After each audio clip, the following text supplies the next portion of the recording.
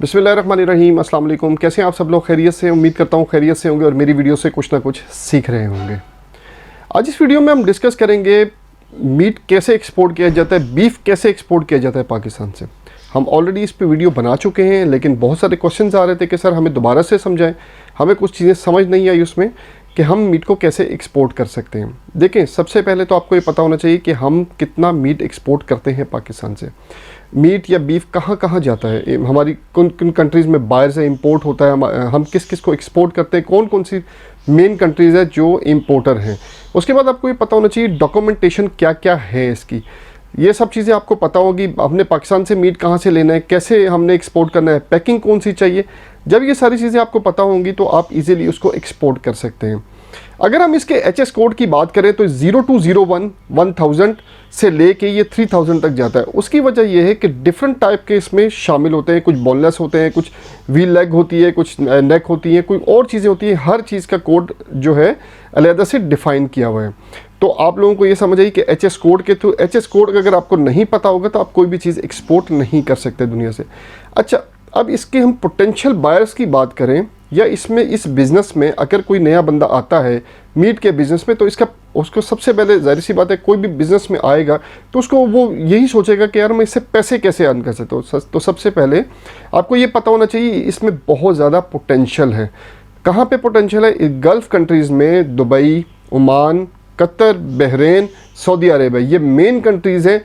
इसके अलावा भी हम लोग बहुत ज़्यादा बाहर भेजते हैं, लेकिन वो अब USA भी जाता है, लेकिन वो FDA अप्रूव्ड जो होते हैं। जो FDA तो ऑब्वियसली एक सर्टिफिकेट है जो USA में जब आपने एक्सपोर्ट करनी है उसके लिए आपको चाहिए ही चाहिए।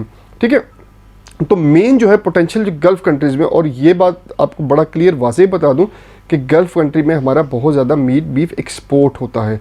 तो आप भी अगर टारगेट करना है तो सबसे पहले आपने टारगेट करना है मीट बीफ में और गल्फ़ कंट्रीज़ को टारगेट करना है। इसके बाद आपको पता होना चाहिए हम लोग जो है कितना मीट एक्सपोर्ट करते हैं। देखिए, हम जो है अपना जो पाकिस्तान में टोटल जो है, अगर 100% में से इसको हम कैटेगराइज करें तो 98% जो है हमारी अपनी खपत है।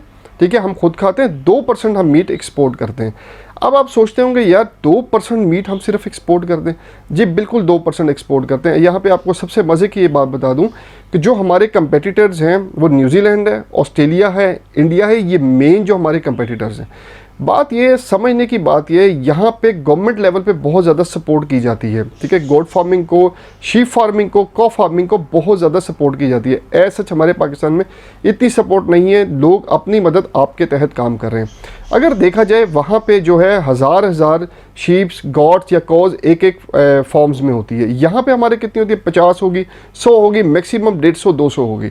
क्यों? क्योंकि सपोर्ट नहीं है और उनको पता भी नहीं है कि कैसे इस पे हम इनको अच्छे तरीके से करके कैसे हम एक्सपोर्ट भी कर सकते हैं। और हम बेसिकली यहाँ पे हमें एजुकेशन नहीं है कि हमने आया करना क्या है। देखिए, जब तक हम एजुकेट नहीं होंगे, एजुकेशन किसने देनी है? हमें खुद लेनी है ना। हम जा के अब देखें, सारा कुछ हमें गवर्नमेंट पे भी नहीं डाल देना चाहिए कि वो करेगा। बहुत सी चीज़ें ऐसी हैं हम लोग खुद करते हैं।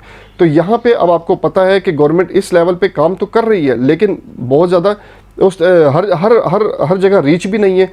क्योंकि देखें, हम पाकिस्तान में रहते हैं, बाकी चीज़ें आपको बताने की ज़रूरत नहीं, रीच क्यों नहीं है। ठीक है, तो जहाँ तक वो पहुँचती है वहाँ तक हेल्प कर रही है, जहाँ नहीं पहुँचती वहाँ पे ऑब्वियसली अल्लाह वारिस है उनका।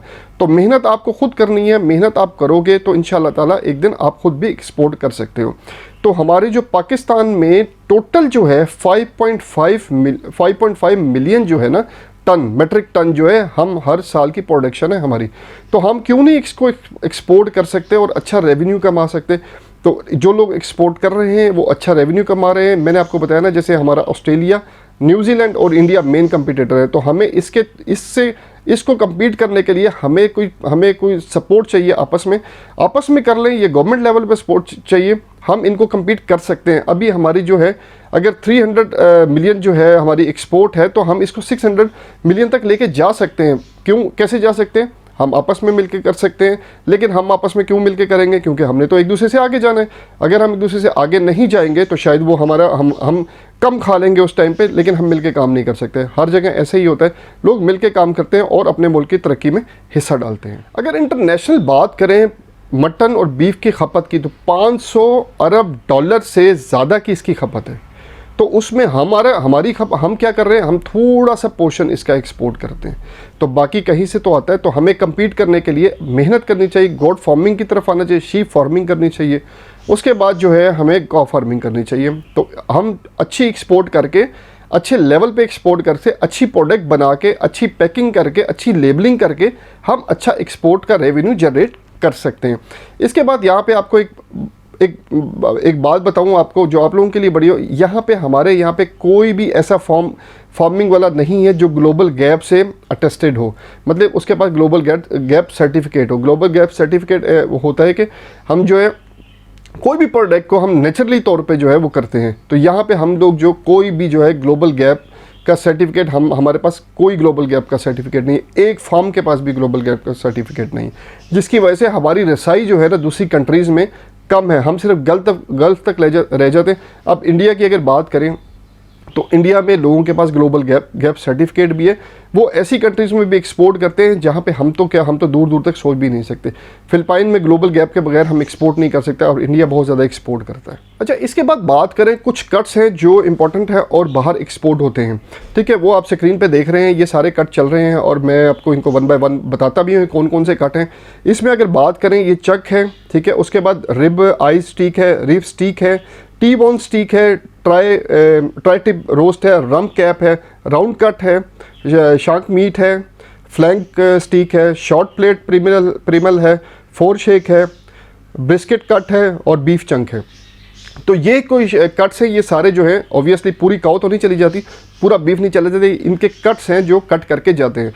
अगर दूसरी तरफ बात करें, मटन की बात करें, तो मटन हमारा जो है पूरा सालिम, जिसको कहते हैं सालिम बकरा चला जाता है, सालिम शीप चली जाती है, तो वो सालिम ही चला जाता है। अच्छा, अब प्रोसीजर क्या है, इसको हम कैसे एक्सपोर्ट कर सकते हैं, डॉक्यूमेंट कौन कौन से रिक्वायरमेंट है, सबसे पहले आपको ये पता होना चाहिए। अच्छा, इसमें ऐसा होता है कि जब भी आपने मीट या बीफ या कुछ भी एक्सपोर्ट करना है, मीट बीफ में, तो आपको स्लॉटर हाउस वाले के पास जाना है, ठीक है, क्योंकि आपके पास लाइसेंस नहीं है इसका एक्सपोर्ट करने का। तो क्या होगा, आप जाओगे स्लॉटर हाउस वाले के पास, उससे जाके कॉन्ट्रैक्ट करोगे, वो आपके साथ कॉन्ट्रैक्ट साइन करेगा। कॉन्ट्रैक्ट साइन करने के बाद आप एनिमल क्वारंटाइन में जो आप खुद लेके जाओगे, या आपका जो स्लॉटर हाउस वाला है, जहाँ इसमें एक चीज़ और क्लियर कर दूँ, स्लॉटर हाउस कहाँ पे होगा। अगर कराची में है तो कराची एनिमल क्वारंटाइन डिपार्टमेंट में जाएंगे, अगर लाहौर में है लाहौर क्वारंटाइन डिपार्टमेंट में जाएंगे, और अगर KPK में है तो पेशावर क्वारंटाइन डिपार्टमेंट में, एनिमल क्वारंटाइन डिपार्टमेंट में जाएंगे। यहाँ पे आपके डॉक्यूमेंट्स इकट्ठे होंगे, मेन जो हेड ऑफिस है वो कराची में ही है, यहाँ से ये कराची भेज देंगे, वहाँ से आपको लाइसेंस इशू होगा।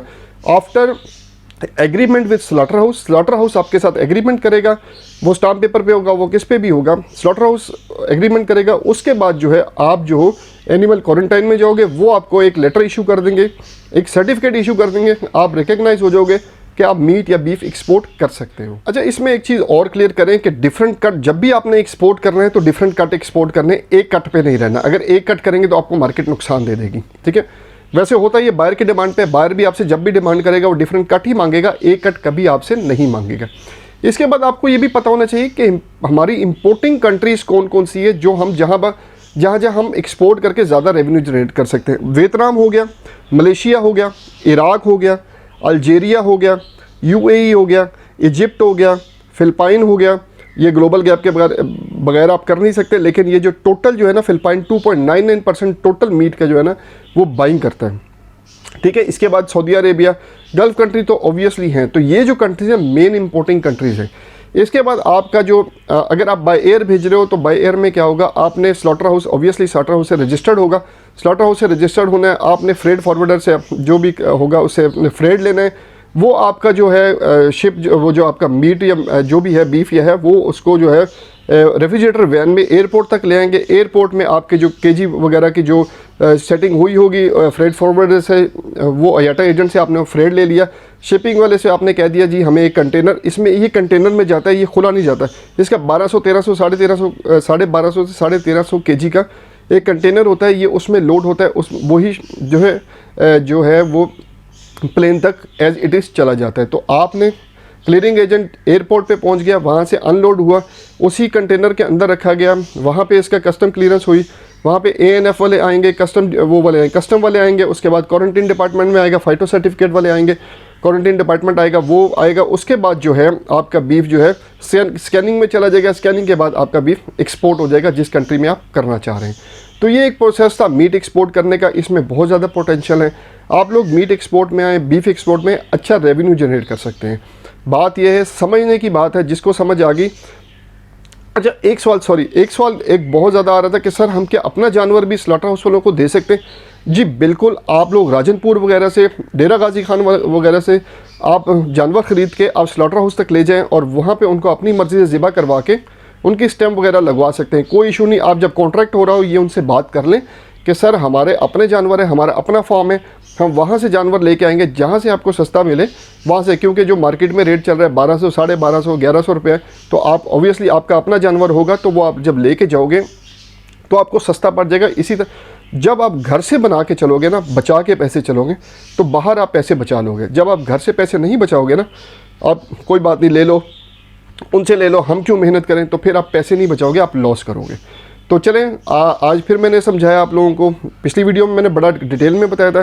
किसी को उस वीडियो में नहीं समझ आया हो तो बीफ की वीडियो ये देख ले, इसमें मज़ीद क्लैरिफिकेशन हो गया। डॉक्यूमेंट्स की सारा बता दिया कि कौन कौन से डॉक्यूमेंट्स होते हैं। ऑब्वियसली हम जो डॉक्यूमेंट्स है, सर्टिफिकेट ऑफ ओरिजिन ऑब्वियसली होता है, इनवाइस होती है, ठीक है, पैकिंग लिस्ट होती है, ये तो ऑब्वियस हम उसको डिस्कस करते हैं, ठीक है। फाइटो सर्टिफिकेट ऑब्वियसली होता है। इसके अंदर जो अब जब आप सऊदीया वगैरह एक्सपोर्ट कर रहे होते हो तो SFDA का सर्टिफिकेट लगता है। इजिप्ट वगैरह कर रहे होते हो तो वो लाजमी है, SFDA वो आपकी एक वेबसाइट है, उसमें रजिस्टर होना पड़ता है। उसके बाद ही आपका जो, लेकिन प्रॉपर लेबलिंग करनी है।